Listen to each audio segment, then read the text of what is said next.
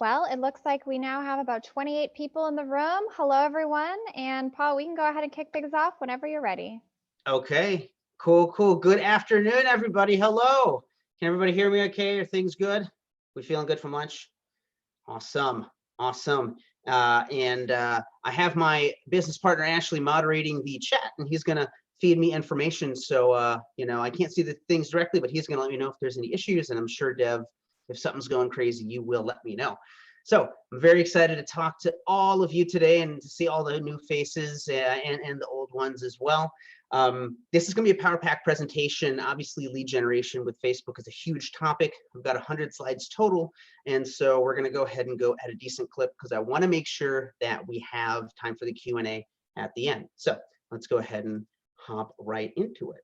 So when we're thinking about lead generation, it really is like fishing. This is a picture from Sega Bass Pro Fishing. It's a really fun little game that I've played ever since I was a kid, and it's just a good little time waster, but it's a great analogy for lead generation because when you're going fishing, you have to know what fish you want to go for in the first place. So in business, you have to know what kind of leads are you going for.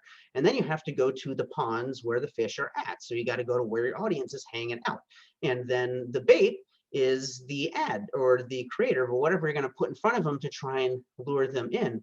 And then once you've got that lead, that's the role of the marketing journey. And now that kind of begins the sales journey, whatever that looks like for your business. So fishing is a really great analogy to keep in mind as we go through this. The other thing to keep in mind is that when we're running ads for lead generation, it really is kind of like gambling. We're taking a risk. We're saying, we bet that if we put this much money down and show these ads to this audience, that we're going to get a result out of it. So this is something that you will get better with time.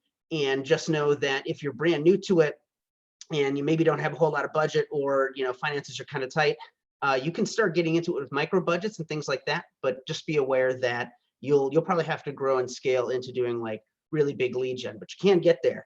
And if I do my job right today, it's going to make your chances of success a lot easier and a lot greater. So real quickly, just to qualify myself, I'm sure there's people that have seen me talk before. In fact, who's seen me talk before? Go ahead and give some love up in the comments. Let me know. Good to see you all. I'm Paul Sokol, and for those who don't know me or have never seen me before, hello. Thank you so much for spending some time at my breakout. I'm really excited because we're basically kind of all partners. Here's all the info. We are B Pro. We do event marketing and promotion, and I've done a lot of Facebook ads, not just around events, but a bunch of places, and have also been an Infusionsoft user since 2008, as well as a partner. And I even worked for the company for about 5 years too. So definitely lean in. We've got some experience, and we're trying to distill everything that I've learned in the past 5+ years down into like these 45 minutes. So let's go ahead and hop right to it. Have some fun. So I want to let you know high level what we're going to learn today, because we're going to cover a lot of stuff. I'm going to show you the Be Pro way that we do lead generation with Facebook. So I'm going to make sure that you're very clear on what are the 3 components for any ad campaign that you want to run on any platform. By the way, this extends beyond Facebook. I'm going to show you the anatomy of a winning Facebook ad, the components of it, and we're going to talk about a bunch of considerations along the way. I'm also going to show you how to use our ad planning framework, and that's that worksheet that you shouldn't download yet, but we're getting close, I promise. We're going to show you how to basically make a blueprint that's there and everybody can be in alignment and agreement with what's going to happen. And it also makes it easier to grow and scale and test as well. And then this, of course, is going to be packed with lots of tips and tricks around audience targeting, the visuals, messaging. If you've ever seen any of my presentations, you know I'm always trying to drop these little nuggets of wisdom. So let's go ahead and hop right into it. You need to care about this. This is super important, specifically because what I'm going to teach you is a universal method. This isn't just for Facebook. Whether you want to advertise on Google or LinkedIn or Quora or TikTok or the newest social media thing 20 years from now, this framework is going to work for all of those because it's using universal concepts. So this is going to allow you to generate reliable leads on demand. Once you've built up this muscle of being to basically put money in and get leads out, you can now give a little more stability to your marketing processes and your sales processes. That's definitely one reason why you should care, even if it's just for running ads to generate leads for your own business. What's cool is that as I mentioned, this can go to other channels too. So you're going to learn about like a type A lead, and you can also do that on LinkedIn as well. This also gives you a new skill, which means there's growth opportunities. If you want to go ahead and turn around and start tacking on advertising services, you can go ahead and do that if you're already a service provider. So there's definitely a lot of reasons why you definitely want to lean in, take some notes. And again, I'm going to go pretty quickly. You're going to have an opportunity to download the slides at the end. In fact, it's a director's cut of the slides because I had too many of them in the original version, and I had to cut them down. So you're going to get some bonus stuff that isn't in here. Let's go ahead and hop right into it. This probably is the most important slide of the entire presentation because it frames everything that we're going to be talking about today. So lean in. Anytime you want to advertise, doesn't matter what the platform is, there's always 3 components that you need to have figured out. First, you got to be clear, what is the objective that you're running the ads for specifically? So obviously we're talking about lead gen today, but there's lots of other objectives to be running ads. The next thing you're going to need to know is the audience, or who are you targeting? And then of course the creative, or what are people actually going to see when your ad shows up? So if it helps, remember oak, just like the tree. And if you have those 3 components figured out, then you are able to turn around and run ads on, again, basically any platform. So remember, this is platform agnostic, but I am going to be talking specifically about Facebook today. These concepts can extend way past that. So right here, objective, audience, and creative. 60% of my slides are about the creative. So I'm going to go ahead and go through the audience and the objective parts reasonably quick because there's only so many objectives and so many ways to do the audiences, and then just an infinite ways to do creative. So again, I'm going to try and get through that. So we have Q&A at the end, and of course I'll be hanging around if you have any more questions, and you have my contact info as well if you have any questions. Basically, let's go ahead and let's get to it, because this presentation today specifically is talking about the objective of lead generation. That's what we've been doing, and I'm going to go ahead and show you this planning framework. So now go ahead, download that worksheet. You'll notice that this is our campaign planning tool. There's 2 versions of it. You have a Word doc version and then an open office doc version. You can import that open office directly into most systems, including Google Docs, which is what we use. If you do want to go to bpro.events/fb-ads-plan, that'll take you to the actual publicly available Google Doc of this plan, and you can just make a copy of it. And as we're going through the presentation, you're going to want to go ahead and maybe make some notes and fill this stuff in. This is the blueprint. This is the way that we do things at bPro. We explicitly plan out what's the objective, who's the audience, what's the creative that we're going to go ahead and use. And the tool is designed exactly how the Facebook platform works. And so as we go through this, don't worry about filling the entire thing in, but feel free to leave yourself notes and things like that, because you should be able to go right from this tool to having everything figured out. And then you can just go turn around and load the ads into Facebook, and it's pretty quick. This is also really good for delegation too, if you want to do the high-level strategy and then hand it over to your team to actually load the ads. So when it comes to the objectives, as I mentioned, so we're going to cover the first part, right? Oak. So we're now going to dive into the O part of that. Looking at the objectives, you can see there's a lot available on the Facebook platform. And when it comes to lead generation, there's really 3 main types of leads that we can go ahead and pull from. There's the traffic and conversion leads. So this is the more traditional types. And again, we're going to dig deep into each one of these as well. There's the lead generation specifically, which is exactly what it says. You're generating leads on the platform. That's really cool. And then we have messages, which is a type of lead where you're bubbling up conversations. So let's go ahead and look at some examples of some of these. So objectively, if you're looking, we call this a type 0 lead. This is a traffic and conversion based lead. So this is the traditional ads where you are just paying to get people to your website, either with clicks or doing it for results. And if you're using pixel data, this is where this comes into place, which most modern ad platforms do have this. So the least preferred type is untracked traffic, meaning you can't put your pixel on the platform for whatever reason. And there's various reasons. So that this may be the case, and we'll look at an example. So this is really just like traditional PPC. Your objective is traffic that is optimized for clicks. So on that campaign planning tool in the objective section at the top, where it says like the campaign type, you would say this is a traffic campaign and that is optimized for clicks, which is different than optimizing for landing pages. We'll talk about that next. and I guess it's important to understand that landing page views does not mean, pardon me, clicks does not mean landing page views. So just because somebody clicks doesn't mean they're going to hang out and wait for the page to load. So that's why this is one of the least preferred methods. But when this shows up, it's usually a technical limitation as far as why you can't do this. In fact, when I was looking for examples, I couldn't actually find any lead generation examples that were untracked, because we are always able to track it. But I did want to show that this is a real possibility in the wild. So this is actually a sales campaign that we did for Amazon. It's a B2B e-com company, and they wanted to push traffic from Facebook to their Amazon store. And they weren't interested in figuring out how to close that loop on the ad reporting. They just wanted to get some more sales.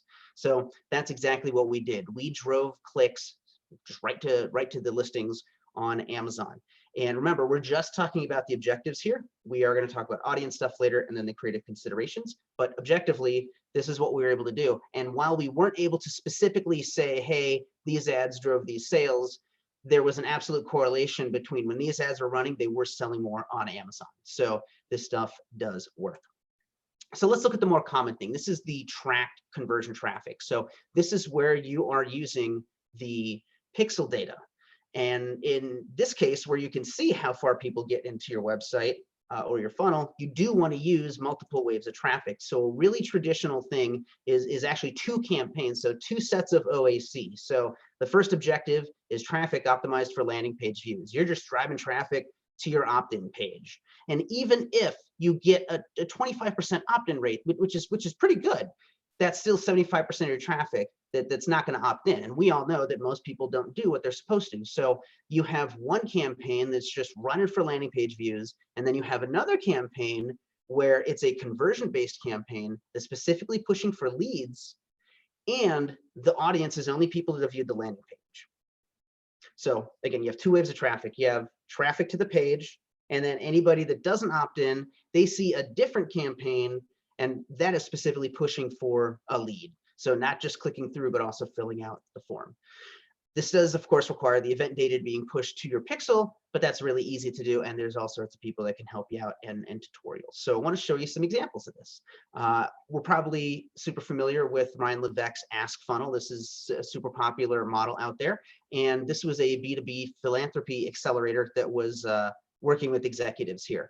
And so we actually didn't even do a remarketing on this. We just did straight traffic optimized for leads. And if you're familiar with the Ask funnel, when people hit the landing page, they have to answer a couple questions to segment themselves out, and then they give their email and opt in. That's when they became a lead. So you can see that we are able to drive a couple of hundred leads at a really good cost. And this was just without any remarketing. And again, this particular client just didn't have the time to get all that stuff in place. They just needed traffic running. So looking at another track conversion example that has those 2 layers we were talking about, this is an example of a health event that took place over Independence Day. And so you can see that, unfortunately, it's not necessarily in order, but what we did is we drove traffic to a Facebook event, actually, and then we remarketed those people to the sales page specifically.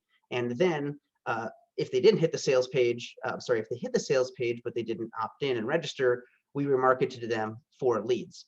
So again, most people when running ads, you'll see they'll just do like 1 wave of traffic or something like that. You can definitely do multiple waves and have a layer of ads that push people from one objective to the other. And I'm going to double check my time because I haven't actually started my timer. We're doing great. So let's keep trucking along here. I want to give you some brief tool training at the ad set level. At the very bottom, this is where you go ahead and set what you want the system to optimize for. So again, if you're doing link clicks, that's the least preferred method. If you're using the pixel, you definitely want to try and use the landing page views optimization. So let's go ahead and talk about the next 2 objectives here. So this is lead generation specifically, and then the message objective specifically. So we call these a type A lead, and this is where you're using a native form that's built directly into the platform, and you run ads so that way people don't have to leave their feed and they can opt in right from there. They don't have to go to your website. Obviously, you can automatically push these leads to your CRM using third-party integrations and kick off all the automation that you want.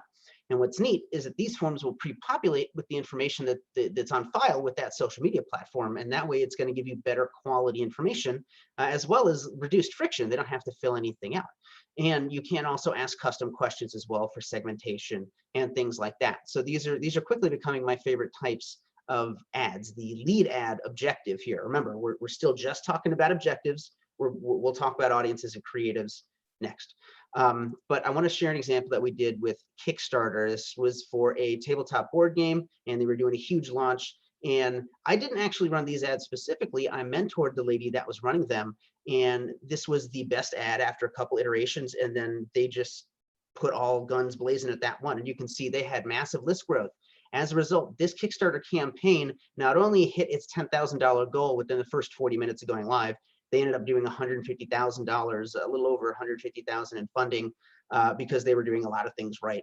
Very interesting stuff with stretch goals and stuff like that with the community. Another lead ad example is something that we did for restaurants. So this was a local brewery in my neighborhood, and when the pandemic had everything shut down, they were only doing takeout. I wanted to try and help them out. So what we did is we ran some lead ads that pushed people into MailChimp to deliver the coupon. So in addition to building their list, they were also they were also getting some takeout orders. So you'll notice that there's the kind of the square pattern, right? That's a function of day parting. We only ran the ads Monday through Thursday because they had enough business Friday, Saturday, and Sunday. So you can see that they were able to grow their list at a pretty reasonable cost. And I've been seeing them send out more broadcasts, and they seem to be pretty happy with it. The last example is from one of your fellow certified partners, Austin Moorhead. I've been kind of teaching him how to do ads, and he wanted to do some lead ads as well. And so we drove some leads, and you can see that it's a pretty high lead cost compared to what we've seen before. It's all with respect to context. When he sells a deal, it's at least a 4-figure, if not a 5-figure deal. So if he can put in 25 bucks to the Facebook machine, get a qualified lead out of it, you know, how many 25 bucks you got. So this kind of stuff works across all examples, across all industries. And that's why I wanted to try and be nice and really varied to show that objectively, as far as running lead ads, it can work in a lot of places. Now, I want to give you some tool training real quick, because this is hidden for some reason. When you're looking at your actual page as an admin of the page in the upper right, you're going to need to go to your publishing tools. And then in the lower left is your forms library. And this is where you can create your forms as well as make duplicates of other ones. This is where you can download your leads. And I like to make the forms ahead of time. At the ad level, you can select the form. You can see there's also an option to create it as well. Again, I just prefer to create it ahead of time. If you actually look at the very bottom of that ad planning tool, you'll see there is a lead form planner as well. So you can make sure all the language and stuff is figured out ahead of time. All right, let's keep going here. The next and final type of lead gen objective is the SMS/chat ads. And so this is where you're running ads specifically to get people to have conversations with you, either through a chat bot or maybe you know, phone numbers, things like that. And of course, this is where you can actually use chatbots to pull people in. Now, one thing to be aware of is that at least with Facebook, you cannot push any follow-up data into your CRM with a third-party integration. So Zapier does have a Zap when you get a message, but all you get is like the message and the first name and the last name and like the Facebook ID. There's not a whole lot that you can do with that. So be aware that this is going to actually require some community management as well, because not only are you going to have to you know, qualify people and push them to your system or figure that out, if you're not good with your targeting, you're actually going to end up paying to chat with trolls. And I'll show you an example of that slide. So just be aware, if you're going to do this SMS chat stuff, you definitely need to have an active sales rep or lead development rep working these to disqualify people and get the qualified people where they need to go. So let's look at some more examples. So Austin, again, we were doing some messaging ads. So same kind of thing. We were getting a little bit lower lead cost, but the messages were, again, kind of trolly. So even though we were choosing people that specifically had a job title of this and were in these really specific industries, it's not perfect. And so we were getting some chuckleheads in there, but there were a couple of qualified people too. So again, it does require some community management.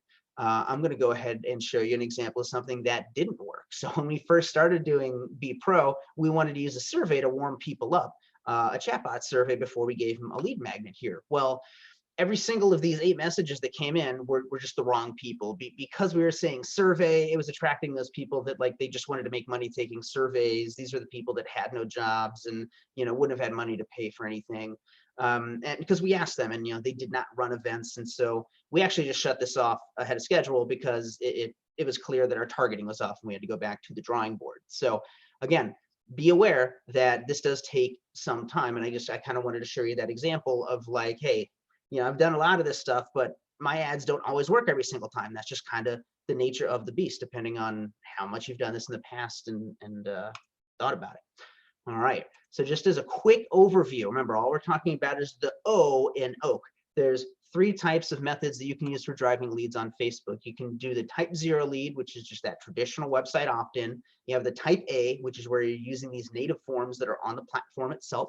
So as I mentioned earlier, LinkedIn also has this too. So again, what you're learning here is platform agnostic. It doesn't necessarily, it's not specifically for Facebook, even though there is some Facebook specific training in here.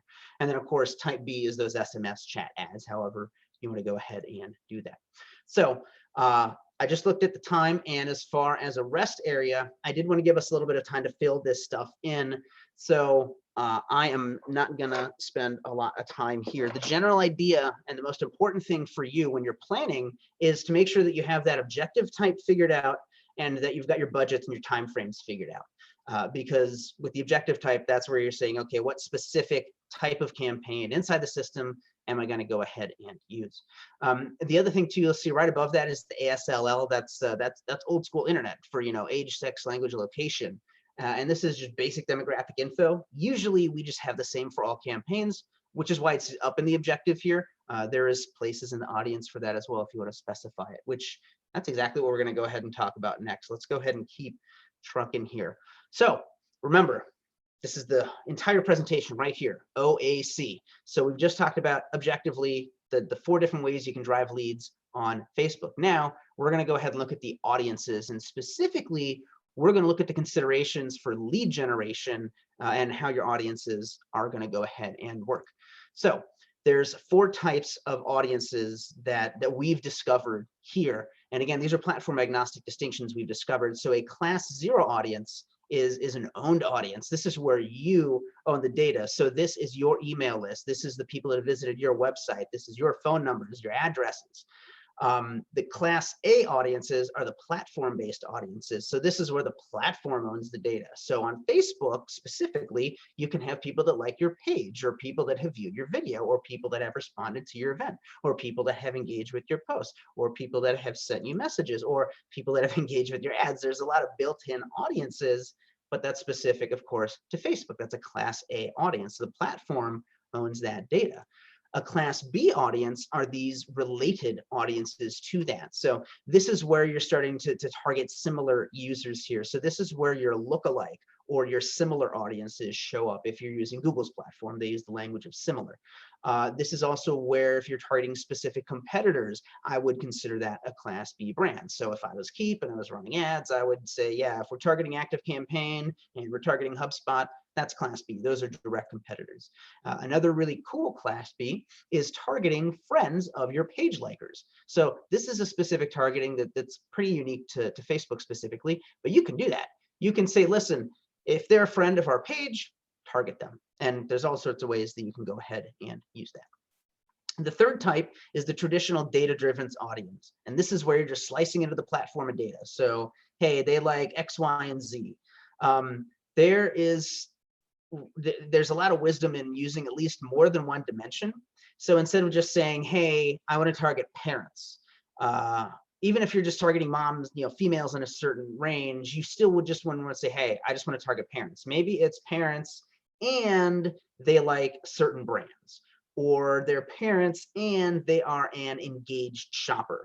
That's a behavior that you can choose. And basically, those are people that have clicked on a Shop Now button on somebody else's ad the past 7 days. So there's a bunch of cool data-driven things you can do, but generally, you would want to have multiple interests included in there. So just as a quick overview, And I know I went through these pretty quickly, but we're about to get to creative. That's where the meat and potatoes are. You have your owned audiences, which we call a class 0 audience, and then you have your class A, which is the platform audiences, and then class B is your related audiences, where you're going to get your lookalikes and your similar, and then you have your data-driven audiences, where you're just saying, hey, let's go ahead and do this, slice with this, slice with this. This also includes exclusions as well, so you can make sure you're not overlapping. So you can say, hey, we're going to run this to our email list, and then we're going to run it to our page likers, but exclude the email list. You don't want to actually overlap because you'll be bidding against yourself. Under the hood, it is an auction at the end of the day. So if you're both bidding on the same audience, you want to make sure you're not doing that. So some quick tips on audiences, and then we're going to go ahead and get into the creative piece, which is my favorite part. I'm super excited for this one. So make sure you're casting a wide net. Always try and use multiple classes of targeting in your advertising, at least at the top of the funnel as well. If you're doing remarketing, obviously you can go ahead and that's the only audience that you have, but make sure you're casting a wide net. As I mentioned, leverage exclusions to keep your audiences separate too, so you don't want to have any overlap between people. Otherwise, you're going to accidentally drive your own costs up. And I would highly recommend digging into the available Class A and Class C dimensions that you can slice and dice the data with, because there's a lot of really cool stuff that you can do here. And so this is going to be super cool. Oh, there was one more. If you're doing lookalike audiences, make sure you also add an extra dimension to it. Like, lookalikes are great, but don't just say these look like our customers. These look like our customers, and they also like cooking because you're selling food or something like that. Just give Facebook a little more data to understand what to do with these lookalikes. Okay, so I was going to go ahead and do a rest stop, but I'm being told it's a 15-minute warning because I want to get to the Q&A here. I mean, that's a little bit ahead of time, 15-minute warning. Anyway, we're going to get into the creative bit. So this is what it can look like, by the way, when you're done planning your stuff out. You can have your stuff named out. What are your audiences? Are you doing any kind of targeting? Even placements as well. And by default, we usually recommend automated placements, and that just makes life easier. Okay, my favorite part of the whole presentation. So there's 60 more slides to go. So realistically, I'm probably not going to get through all of them. I am going to give you, an opportunity to get the director's cut on all of these, but let's go ahead and do it. This is everything that I've learned on how to approach the creative. So this is actually what people see. This is the final part of the campaign planning. These are the ads. So it is very helpful to understand where they're at in their customer journey and what's the objective and what's the audience first before you get to this part, because that's all the context around what's going to cause them to see that ad. And the creative does have multiple parts. So this is the anatomy of any Facebook ad, but this is the winning one that I was talking about from the Kickstarter.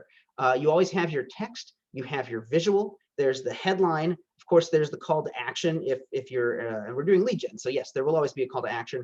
And there's always the social proof. Remember, this is Facebook. People can like, share, and comment. And the more likes, shares, and comments an ad has, the more likely people are going to be to engage with it. So if you change the placement, that's going to change your creative. This is set at the ad set level, and usually I just set it to auto. So you just want to be aware of this, because different placements are going to show up in different ways. So you want to make sure you're always optimizing at least the text and at least the headline for mobile. And then that way, all your placements should work for the most part. The other thing too is be mindful of your crops in case there's going to be any weirdness. So here's an example on the left of the mobile ad, and then on the right is the exact same ad, but the instant articles version of it. So you can see the headline actually comes first and then the body text, and we don't have the see more, there's just the learn more. So just be aware of this.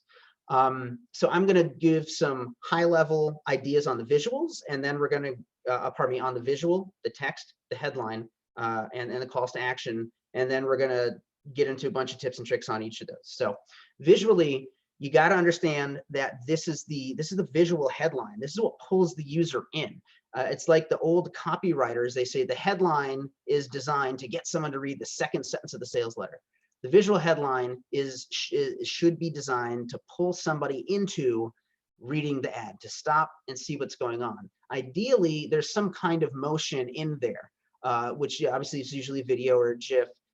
You can use static though. So there's not always any, there's a lot of gray area in this. The visual also sets the tone for the language and the offer and the headline, all the stuff that they're going to want to go ahead and get into. So I'm going to talk a lot about the visual, video, and image considerations after I give some of these high-level ideas. As far as the text, there's almost a customer journey with an ad. They go from the visual, and then the text pulls them into there. And this is where the text should frame the action up and get them there, get them to that call to action. And you always want to be testing multiple angles and tactics and languages. And I've got 10 universal angles that I'm going to share with you when we get specifically to the text stuff. With regards to the headline, this is where you're giving the user the command. You need to, usually this starts with the verb, get your copy now, buy your thing, check out. Get them to take action. This is the headline. This is what's getting them clicking through the ad. And just like with everything else, you want to be testing multiple versions and angles. And this is also where the proper calls to action are going to appear. So if you're going to use the call to action of learn more, you probably don't need to actually say the words learn more in your headline. So we're going to get real deep into the weeds in this real quick, but at a high level, you got to understand that an ad is going to have your visual, it's going to have the text, it's going to have the headline at the very least. Your visual needs to be scroll stopping. I'm going to talk about some scroll stopping concepts when you get to the images here. And you do always need to be mindful of the entire context of the whole thing. What's the objective and the audience this is running to? You can't ever forget that in lieu of a super clever or fun ad. Okay, so now we're going to get real deep on each one of these, and let's have some fun. Again, I'm going to kind of run through these. You'll get all the slides at the end. So when it comes to video, as you've probably seen, both high quality and low budget videos can work. It just depends on what you're trying to do. And just because you're a small company doesn't mean you have to have high quality to be effective. And if you're a big company, that doesn't mean you can't use cell phone looking videos. That totally works. So movement is preferred. What I mean by that is the ad itself, if there's any visual movement, that's always preferred over static, just because it catches the eye. So video is one of the best ways to do it, if you can do it, if you can afford to do it. The other thing too is you need to make sure you're producing your videos both for the sound on and off. And if you don't believe me, go to any restaurant or bar that has television on there, and you can watch the commercials and know exactly what's going on. In fact, if you can't, that's a bad commercial. You want to make sure your videos are doing the exact same thing. So as far as the story and the timing and some other considerations with the video, remember, we connect through stories, and there's a lot of frameworks out there and angles and formulas to tell stories. So get familiar with these and use these in your videos. Also, the length of the video does need to strategically match the campaign. You do not want to blanketly say, make 1 minute videos, because that may not be strategically what you need. It may take you 10 minutes to explain how to do something, and that's okay if throughout those 10 minutes, you're providing real value and you're keeping them engaged. But it has to strategically match the campaign. Maybe a bunch of 30-second clips are going to work for you. Heck, if you're doing YouTube ads, you can do 15-second little clips. So the video length has to align with why you're running ads in the first place. You got to hold their attention, though. At the end of the day, that's the most important thing here. I can't cover optimization and analyzing the data and whatnot, but this is the video breakdown. And you can see that that first video here had an extreme drop off. We got people to 25%, and then something happened and we lost everybody. So you got to keep people engaged. So if you see patterns and stuff like this, watch the video and see what was the 25% mark. Why might they have fallen off? And go ahead and learn from that. Captions. So if you can do captions properly, meaning that it's an actual SRT file, or it shows up and it's accessible, this is always preferred if the bandwidth is there. Again, the more accessible, the better. And if you're using proper captions, they will show up when the video is muted. However, you always want to make sure that you're editing video transcripts before you turn them into captions. The exact word-for-word transcript is never going to read right as a caption. It'll be awkward. There's all those filler words and things like that. The other thing to keep in mind of is that you may need to use captions if the video is not particularly engaging with the sound off. And again, proper captions are preferred over editing them, hard coding them into the system. As far as free and stock resources, it's perfectly acceptable to use this stuff, and you definitely can edit it to be on brand. Just make sure it's aligned with the objective and the audience as far as why you're doing it in the first place. And like with any video that you're going to do, but especially with stock, you got to make sure that you're storyboarding it out first and then you go ahead and give it to the editors here. So I did have an example of a video that's all done with stock, and I don't want to watch the whole thing, but you'll get a sense of what's going on here. I'm not going to play it. So that's stock. Obviously, we're putting the text here. There's, again, that's all stock, no problem there. We're using some out-of-the-box animations that come with the edited bits, and then, you know, some other kinds of bits. It's all stock footage. So the other thing to keep in mind is audience matching. Sorry, I had to lean in and click. I just realized y'all were looking at my nose.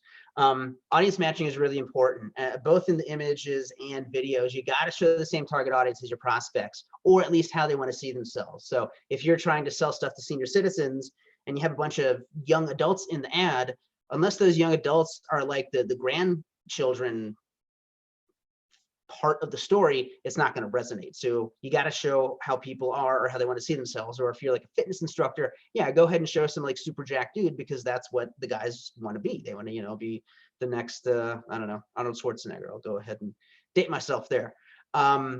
Make sure you're using the same language and grammar that they use. So formal grammar goes out the window. If they speak broken English, speak broken English at them. You're going to resonate with them. Use the same words and language language that they use. And also know your audience, tap into the biases, tap into the common enemies. I mean, you see this happening all the time in these political times where you're just common enemy, tapping into these biases. So definitely use those in your videos. As far as branding, know that what your brand is, it's just the assets. It's your logo, your colors, your tone and voice, those kinds of things. Do not make your ads look like a commercial. Do not make your videos look like a commercial. Just don't do it. It's not going to work. In fact, that could actually be an angle that you choose to make it look like a commercial. And then, of course, you'd have to make it really nice and highly engineered. It is okay, and I know there's some people who are going to probably wince at this, it is okay to compromise or sacrifice a little bit of being on brand if the results are getting produced. Okay, you don't want to throw everything out, but like you can sometimes go a little off book and test it, because maybe it will work. There's a bunch of free tools available for creating your own videos here. So my favorite one, you've heard me probably say this all over the internet if you follow me, it's Open Broadcaster software.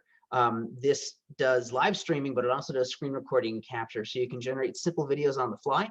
You can also use DaVinci Resolve, which is a free nonlinear editing system. And if you've ever used something like Vegas or Premiere or Final Cut Pro, you will know exactly how to use it. And if you're brand new, you can go ahead and learn it. There's plenty of tutorials out here. And if you have a basic green screen, that's going to open up some serious possibilities. This right here is one of our best performing YouTube videos, and that's me in front of a green screen.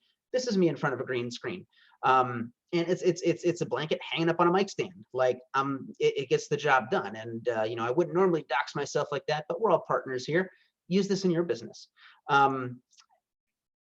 One thing that's brand new is you can edit short clips using these social tools out here. So Instagram, Reels, TikTok, these kinds of things. You can stitch together clips and effects, and then you don't post them, but you save that and then go ahead and use those in an ad. So you can get some reasonable fanciness. Be aware, there's no way to save a project file if you do this. So this really is just kind of for the on the fly kind of stuff. Okay. As far as video itself is concerned, make them the best you can. If you can swing proper captions, go for it. Remember why you're running these videos in the first place. And then, of course, feel free to use free creative source material and the free tools that are available for you, or just pay for a professional when you need it. There's not really any excuse to not do video. So let's see how we're doing on time here. Okay, so about 7 minutes left here. So yeah, let's talk about image considerations. So this is the visual headline. This should be scroll stopping. This is what basically you should test this is the first thing that they experience. So keep your best performing ads and visuals and then try and beat them. And for it to be the most effective, your image must align with the ad. You can't just be completely out of whack. It's not going to make any sense. So I've talked about scroll stopping. People read in an F shape or a layer cake shape. I'm going to talk about that on the next slide. Make sure that you are very dynamic in your images. That there's a bunch of colors. That there's various shapes. There's textures. The more information in the image, the more it's going to be attractive to the eye. Also be aware that the eye is naturally looking for faces and naturally looking for patterns. That's something we had to do as cave people, look for, you know, lion faces in the woods. So like we still are attracted to faces and things like that. And yellow text stands out the most. If you go to any tabloids that are, around the shopping mart, when you check out, look at the headlines, and the biggest, craziest one, usually it's going to go ahead and be in yellow. So here's some heat map examples of this F-shaped pattern that you can see people read in a little bit of an F, and then this layers idea where they'll kind of do a couple F scans through stuff. So looking at this image, this definitely follows the F pattern. We've got the red opera in the upper left. We've got the cake layer at the bottom of the, hey, this is, a 5th edition campaign and setting. For the target audience, they know exactly what a 5th edition campaign means. They actually know exactly what 5E means. That's what it stands for. And then, of course, it's very dynamic. There's a lot of textures and, action going on here. This is one that was our best performing for running ads for a realtor. And you can see right in the middle of the image, there's kind of like just a hard line. So you have all these beautiful gradients and colors, and then at the bottom, the mechanical, darker, hard shapes. And again, there's yellow right in the middle. It very much stands out when you're scrolling. Another one is, this is what Austin's adds here, and this is just a straight graphic. So it's really conveying the message that we want to say. So you can definitely test out things that are not physical, just test out graphics. People really like this. And this, again, pulls them into reading the rest of the ad. Another thing is to just break patterns, get people to look twice. Like this ad right here, if you were to use this in an ad, this is pretty funny, right? You got to be aware of the audience objective match. If you're targeting young college kids, yeah, go ahead and use this. But if you're targeting like a bunch of old white executives, this would probably just confuse them as far as why is this showing up on the screen. Even if they take a second glance at it, they're not going to resonate with it. You can use free and stock information, photos, same thing, make sure that you're being on brand and aligned. Cropping, okay, cool. This is a really important one. Right now, Facebook has identified that there's really 3 main crops and ratios you need to worry about. There's a square ratio, there's the HD, and then there's the tall. There's the phone version, the tall HD.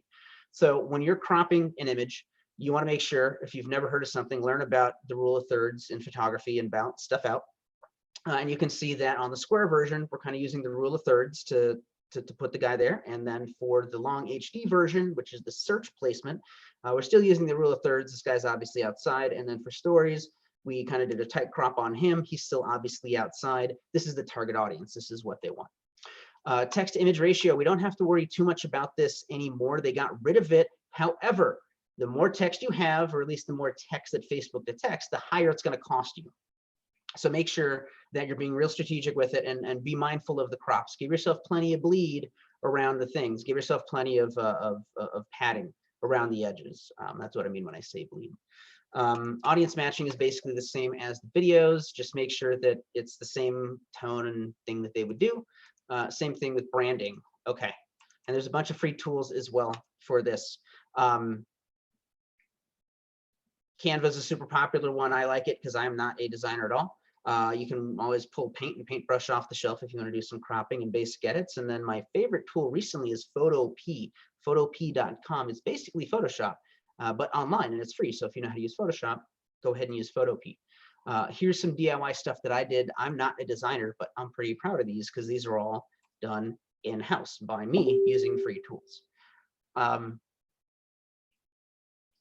Say scroll stopping posts. Scroll stopping posts. Scroll stopping posts. All right, so anyway, some key points for the image. If you're using a static image, again, this is the visual headlines. Got to pull people in.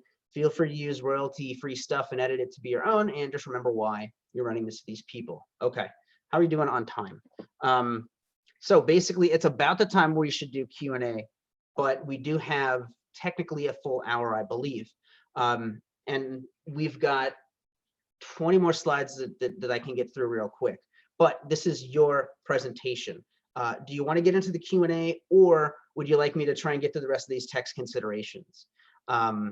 And if you just want to get into the Q&A, I'll just skip to the last slide, and then you can download all of them.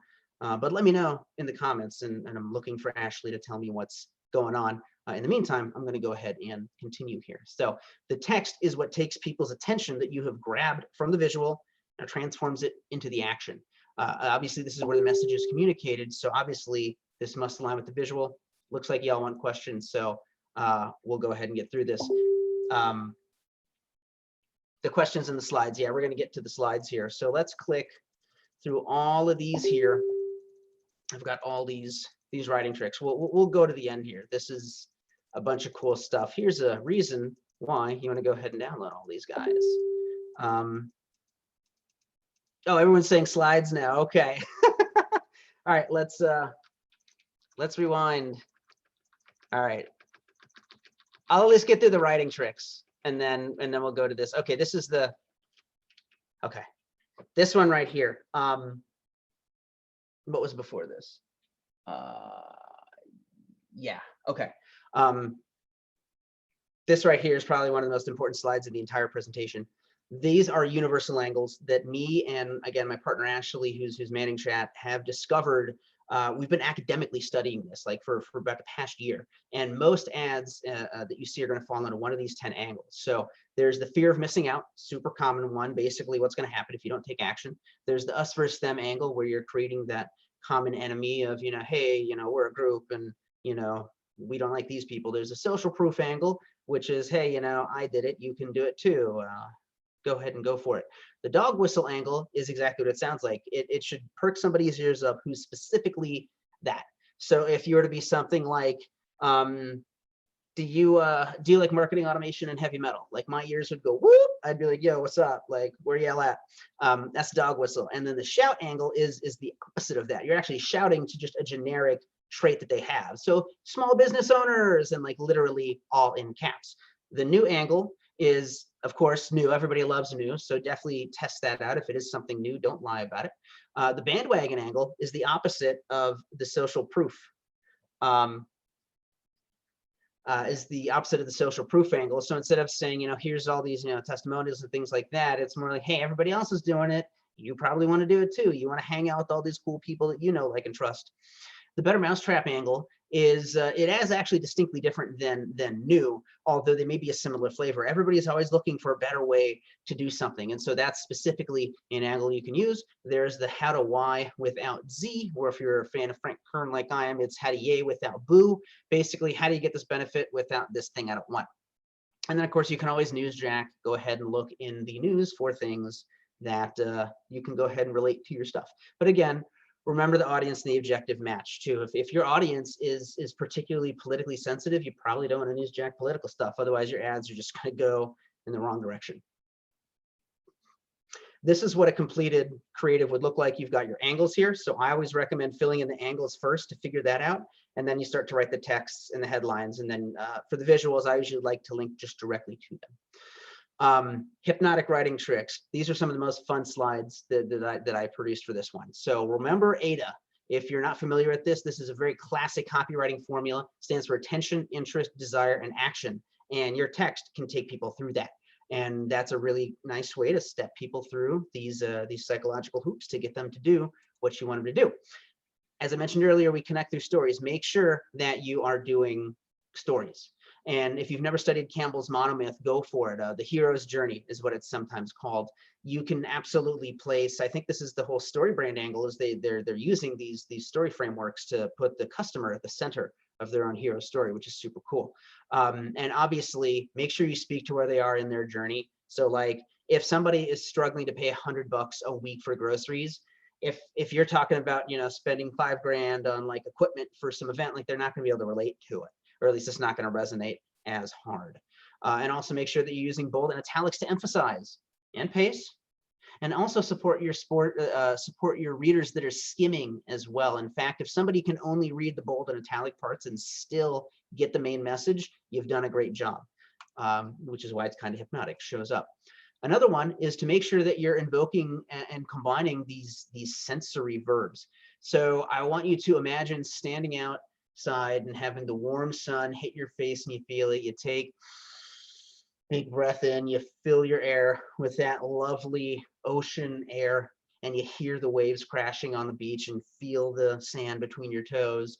You can go ahead and intentionally bounce people from sense to sense in your language, especially if the pacing is starting to slow down or it's starting to maybe get a little boring. Rip a new verb into there and really ground them. You don't necessarily want to use all those senses like I did, because that can be overwhelming. But maybe you do want to do that intentionally and cue them up for a close or something. The three most hypnotic words out there are you, imagine, and because. The word you is personal. Everybody cares about what's in it for me.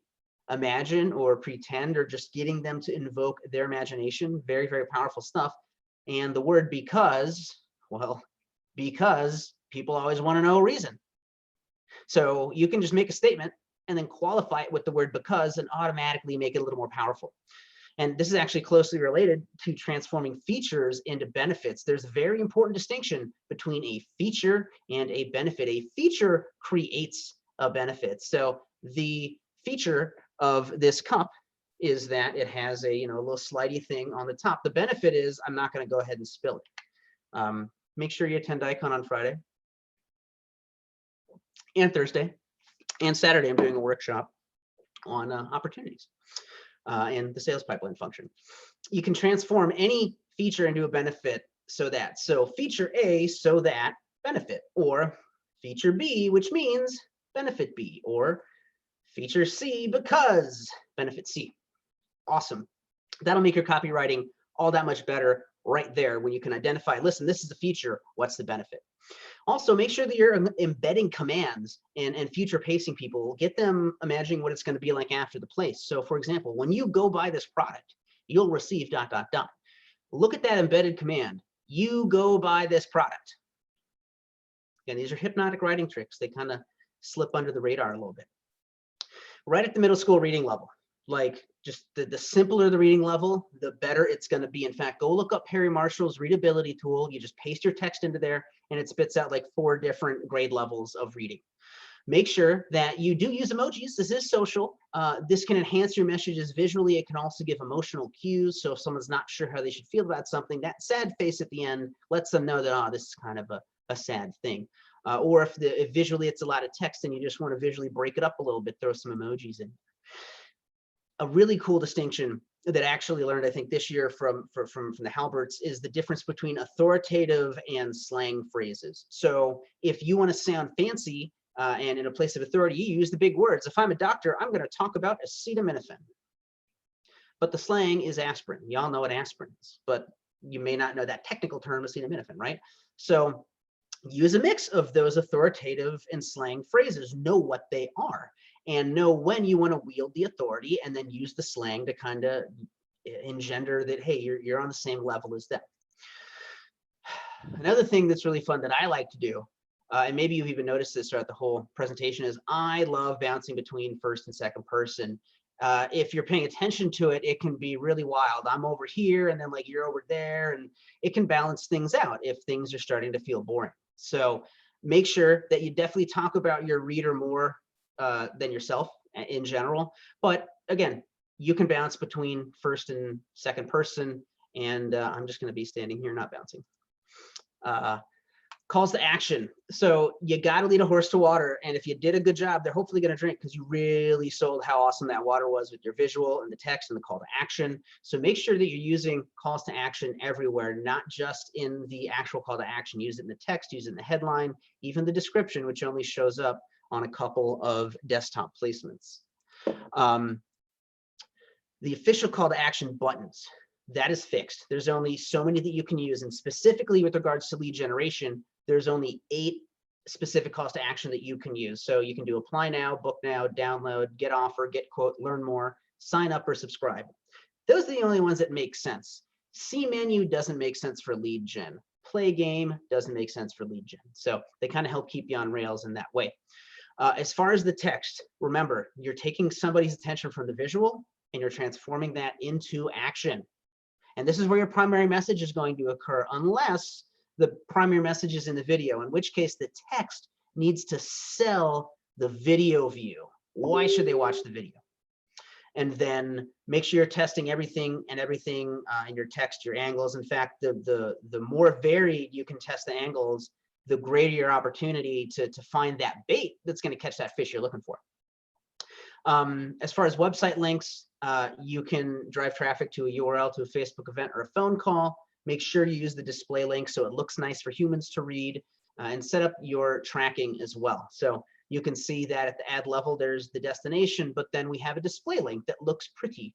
And then you can create your URL parameters, that link right underneath there, right there, that allows you to set basically the Google UTM parameters. And they even have merge fields for this. So what I'll usually do is I'll say the source is Facebook, the medium is ad, and then it goes campaign name, ad set, and ad level. And so what this is going to do is this will actually build this for you. So you can see there's the common UTM sources you've seen, and then, you know, Facebook ad, campaign name, all that jazz. Well, if you're going to do URL tracking, just, you know, make sure you have a plan and everybody's in agreement on what we're tracking. As far as lead generation ads, remember the form is going to show up instead of a link. And as far as pixels, you can only use one pixel's data at the ad level. It's usually set to the correct pixel by default, but the ad account must be connected to the pixel. So at the ad level, again, you can choose the one pixel that you want to use the data for conversions. And then in the business manager, you do need to make sure you're connecting the pixel and adding the assets to the main ad account. What you're basically saying is like, hey, ad account, you're allowed to use this pixel's data. So if your pixel isn't showing up at the ad level, that's most likely what's going on. Go to your business settings, go to your data sources, look at the pixel, and then make sure you've connected the assets to the ad account. Again, use the UTM tracking, use friendly display links, and whatever the last bullet is. I'm so sorry. I'm really excited. I want to try and get to some questions here. I'm going to be hanging out for the rest of PCON as well. So in conclusion, finally made it to the end. Any lead generation advertising, doesn't matter what platform you're using, it's always going to have three components. You're always going to have your objective, your audience, and your creative. So make sure you're planning out your campaigns ahead of time. Use our ad planning framework. Make sure that you're using multiple campaign layers, and this way you can actually create ad funnels. And you need to become a scientist, a student, and test. Never stop testing. Even if you have the best ad in the world, try and see if you can beat it. Because eventually you're going to be catching these grand level, huge leads, these big white whales that are going to make your business a lot of money. So we covered a lot today. Thank you all for the participation. Thank you, Ashley, for this. Go ahead and download the director's cut, which includes all 116 slides that I was originally supposed to present today. And then here's also the link to the ad planning template. Feel free to bookmark that and use that with your own business, use it with your clients. That's why we put it out there. It's a Google Doc, just make a copy, make it your own. Go ahead and request the slides. And I think that's it. I'm going to pretend that I hear clapping. This is very fun doing a virtual event like this. Oh boy. Okay. Yay. Okay. So I'm sure there's a handful of questions. It looks like there's maybe like a minute or two.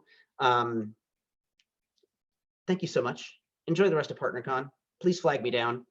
Reach out to me. Let me know how you're doing. And if this is the first time you've seen me, thank you so much for spending time at today's breakout. I hope you learned a lot, and I hope you have a lot to go back to your team with. And if you've seen me before, hi, it's good to see you.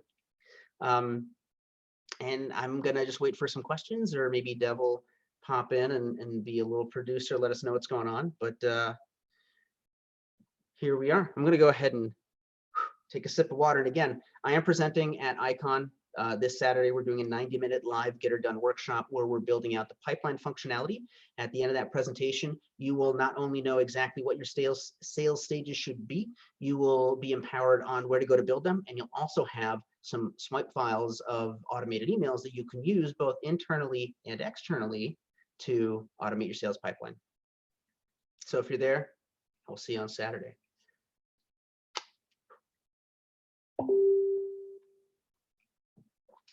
Okay, questions. And by the way, I'll hang out here until they kick me off. So who benefits from the native lead gen versus sending to the landing page option? That's a great question. So we benefit as the business from using the native lead gen versus sending to a landing page, specifically because I've noticed that it's a lot harder to drive people off of Facebook to a page and then sell them on giving you their information. There's more risk involved, as opposed to they're on Facebook, they tap an ad, and now I'm still on Facebook, and it's asking me my name and email in the same format that, or rather in the same flavor and brand that I'm used to. And I don't have to leave the Facebook platform. That's really the main benefit. There's fewer barriers to entry, and especially because it does pre-populate the information, there's a lot of benefits there. Again, they're rapidly becoming my favorite ads. So yeah, I hope that answers the question. Thank you, whoever asked that question. Got any more, Ashley? Serve them up. I'll just keep lobbing them back. So I'll pretend like it's the end of a real thing. Thank you. Thank you. Shake your hands. Thank you so much. Enjoy the rest of PartnerCon. It's been most delightful. Cool. Got some more questions. And again, give Ashley a big hand. Give him some mad love for manning the chat and helping keep me on track. This would have been a very different presentation if I didn't have him. All right, another wonderful question on budgets. Perfect. What do you think the minimum ad budget should be to be effective? Awesome question. To answer this, you want to get an idea of what your cost per lead is, and or if you don't have that, what you're willing to eat as a cost per lead. So if you can generate a lead for $1, then cool, maybe $100 is enough to go ahead and get what you want as far as drive your lead volume.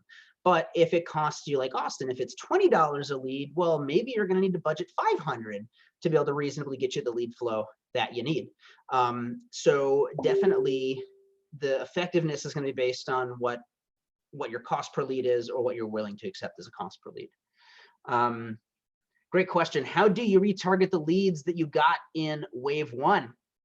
So for the leads that you got in wave 1, you can go ahead and create an audience of people where they hit the lead event on the pixel and it was off the thank you page URL. Or that's actually the event. You could just say, hey, anybody that hit the lead event on the pixel, and then that's your audience. And then you can have whatever objective to serve those ads, and of course, whatever creative to remarket to those people. So if you really wanted to have fun, let's say it's a lead magnet, right? They opt in, they give you their name and their email. You can use something like plus this to add them to a custom audience until they download whatever you asked them, whatever they opted in for. And you can literally run ads that say, hey, you haven't downloaded your ebook yet, go get it. And then of course, once they do, you can use plus this to remove them from that audience, and all sorts of wild stuff you can do. More questions. Are wave 1 and wave 2 ads running concurrently? Yes, usually that these will run concurrently. Obviously for wave 2 to run, there has to be enough people that have hit the page. So it's not uncommon to let wave 1 run for like a week or something like that, and then turn them on. And then it's not uncommon to have wave 2 end after the first wave has gone. But again, just kind of depends strategically on what you're trying to do. But yes, you're absolutely right. You can definitely want to run these concurrently, and that way they feed off of each other. Got any more questions here?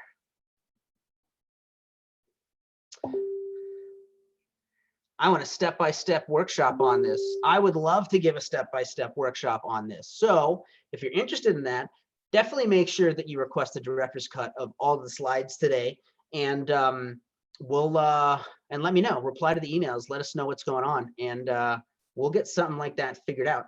And as far as a workshop, are you meaning where at the end of the workshop your ad template is filled out, and then you can turn around and load the ads? Because I think that would be an awesome workshop. Is there a completed version of the ad plan? Yes, absolutely. So if you go to bpro.events/services, which I should be able to do this, there is a link to a completed ad plan on our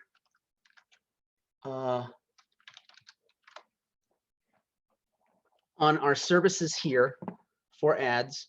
If you look at advertising, here's a completed ad plan. So this is an ad plan with 5 waves of traffic in here. This is actually the I'm gonna stand here so you're not looking at. So this is actually the mobility company that we saw earlier, like the old guy on the walker. So basically, they had a whole bunch of audiences at the top. And what's cool is you can even see the results too. So like what the filled in metrics are and what we learned about these audiences. So like, for example, we learned that like government employees as a job title didn't work. So we just removed them from next month. And then here's the creative and the different things that we did. And then the 2 destinations. Now, in this case, we were selling 2 different products. So we had to have 2 different URLs, a little unorthodox. And then we have our remarketing to the shop and then the remarketing ads and all that kind of jazz. Yes, and actually setting up conversion pixels and such. So if you want to set up your conversion pixels, we actually have something for you. If you go to the Be Pro website, we do have an ebook that talks you through how to set up your digital tracking and get your Facebook, Google Analytics, Google Ads, and Google Tag Manager installed on your site. If you want a video of us walking through it, there's the video guide for it. So I don't want to say any more than that because I know I'm not supposed to sell or do anything. I don't want to get in trouble. But that's if you want to learn how to do conversion pixels and stuff, that'll get the stuff installed. And then you'll have something like we have, where we have our pixel on our site and there's various events and things like that. And again, I will hang out and keep asking questions until Dev grabs the hook and kind of pulls me off. Do you use a third-party app for Facebook reporting? I do not use a third-party app for Facebook reporting. Generally, what the client needs is right there available in Facebook. Now, that's not to say that there's not people out there that are going to sync their Facebook ads account to Google Data Studio or something like Tableau, or try to munge all the data into one place. But at least as far as Facebook ad reporting, if you set the pixels up right and you set the conversion events up right, the reporting is reliable. I trust it. That's what I report on and what I charge people on and all that kind of jazz. Oh, sweet. Dev says we have 25 minutes. I'm going to hang out here the whole time. Let me go ahead and pull it share because I've been squatting this whole time. If I stand up, it'll cut off the little bit of the green screen. Let me pull it share in here so I can sit, have some fireside chat with Sokol over here. Thank you all for hanging out. Again, I have no idea how many people are hanging out, so let's do it. Whew. All right, let's lower this a little bit and cool. I am here for your questions. Thank you. That's right. This is the important piece. Okay. So yeah, more questions. I'll hang out as long as you have. As far as the director's cut, I do talk about things like instant experiences. I talk about carousel ads. I also talk about reusing existing ads so you can keep the same social proof between all your campaigns. Okay, cool. So we've got plenty of time. So then, ooh, Mr. Greg Jenkins. Milestone moment. Thank you, Greg Jenkins. Absolutely. This is a milestone for me. It's the first time I've ever been too tall for something. I'm pretty sure, dude, 5'6"ish. That's great. Great to see you, Greg. Let me see then if, again, because this is your presentation, I want to make sure we're providing value. So if there's not a whole lot of questions or anything, we can just go ahead and end it now. If there's anything that you would like me to dive into deeper, we can do that now. Oh, great question. Perfect. So this is all so overwhelming. We outsourced it to another vendor and now it feels like we're out of touch. How do partners balance this? Great question. So we've outsourced Facebook to another vendor and now we're kind of out of touch. So one thing that you can do, depending on how your vendor works and if they're open to it, is feel free to actually use this ad planning tool with them, at least to get some alignment at a high level on like what's going on. If that doesn't work, then, or if they're not open to it or whatever the reason, that's their prerogative. Everybody does their things their own way. The other thing to arm yourself with is just being able to read the data and really understanding what's going on. So at the end of the day, you're looking at a cost per result. So maybe this result is a landing page view or an add to cart or a video view. And then it's important to understand what's behind that. So the cost per result is a function of how much you have spent over how many people you've reached. And then everything kind of breaks down from there. So you can look at things like, click-through rates at the audience level or even at the ad level. You can look at video engagement across an audience or an ad level. As far as, again, balancing it out. Oh, one thing you absolutely want to do, make sure that you get the Facebook Ads Manager app. This bad boy is, it allows you to look at your ads on, oh God, that's going to look terrible. It allows you to look at your ads on the go. So that way you can understand what's going on. on the go. So I'll sit and be waiting at like a light or in a drive-through or something like that. And I'll just bust my ads out. Hey, how's everything going? You know, what's it been for the day? So yeah, just educate yourself to stay in the loop. Just educate yourself a little more on like how to read the data, or ask, you know, if you need if you need help, and then just make sure that your results are within the tolerance. And you know, if you're paying for leads, like, is it a good cost per lead? That kind of stuff. Okay. When starting an ad, how long should you let it run before you make any changes?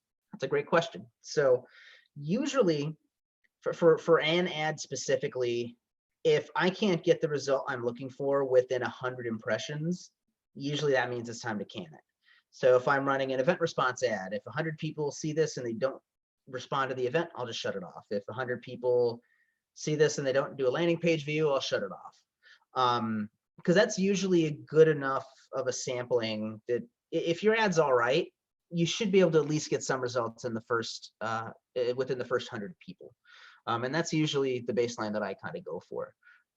And sometimes it's super clear. Sometimes things will run and it'll have like a couple hundred impressions, and by the time you look at it with no results, and then you can prune that and shut that guy off. That's actually where filtering is super helpful too. When you're actually looking at the ads,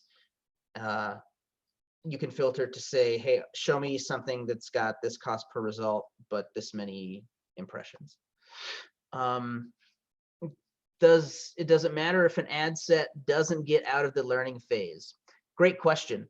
Doesn't matter if an ad set doesn't get out of the learning phase. So it doesn't. So under the hood, an ad platform is a neural network.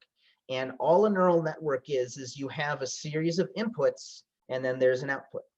And then in the middle, it's magic. Like literally, it's just numbers and stuff connected, right? So your input is your objective, it's your audience, it's your creative. And then it goes in, it runs the ads to people, and hopefully at the output, you get the lead or the view content or whatever. For the neural network to optimize that setup for the result, it needs 50 of those events, 50 of those results a week. So if your budget is not big enough to get you that many results in a week, you may never leave the learning phase. And that's okay. You can still get results. Just know that for it to be fully optimized, ideally you're sending 50 or more positive outputs. Because again, it's a neural network, right? You put these ads in to maybe 1,000 people, and it gets 50 positives out. It's going to learn the characteristics and the traits of what does make someone respond to this. So let's keep going.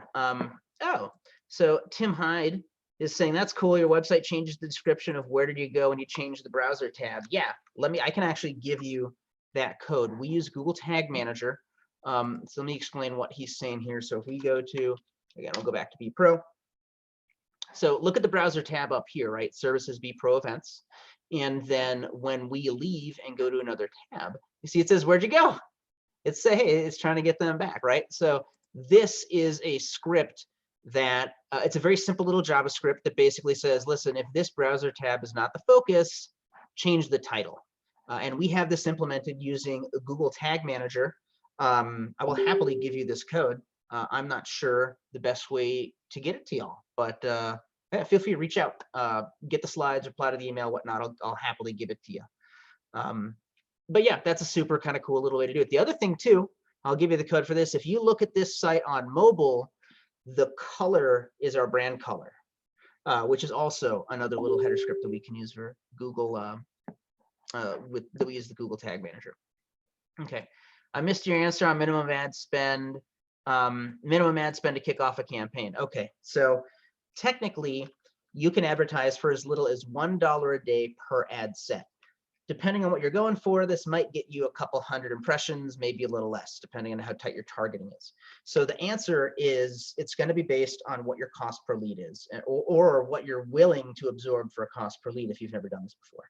So if you can generate a lead at $1, cool. Maybe you can start with $100 and generate all the leads you need. But if a lead costs you $20, maybe you need like 500 or more to really get the volume that you need to drive your sales machine. Because remember, at the end of the day, marketing is just the first third of the customer journey, because once marketing has generated the lead, it's done its job. Now the sales journey begins to close them.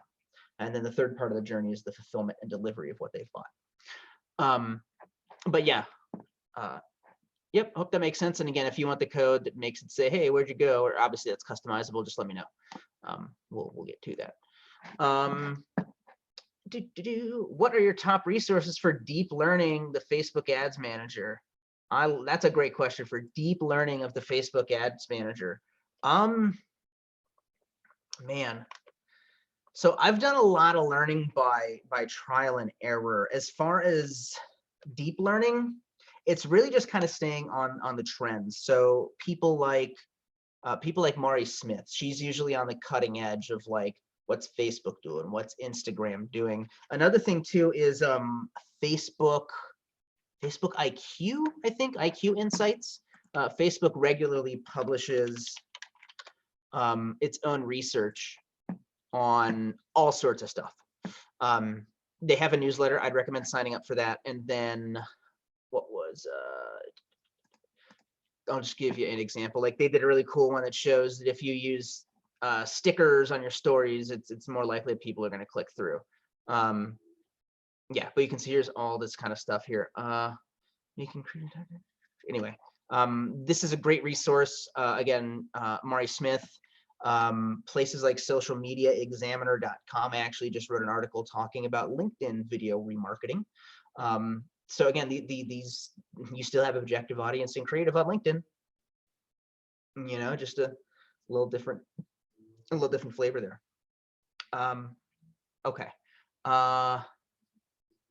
So deep learning that. So yes, those resources, and again, trial and error, just like I've learned so much about running ads by just doing them for my own business.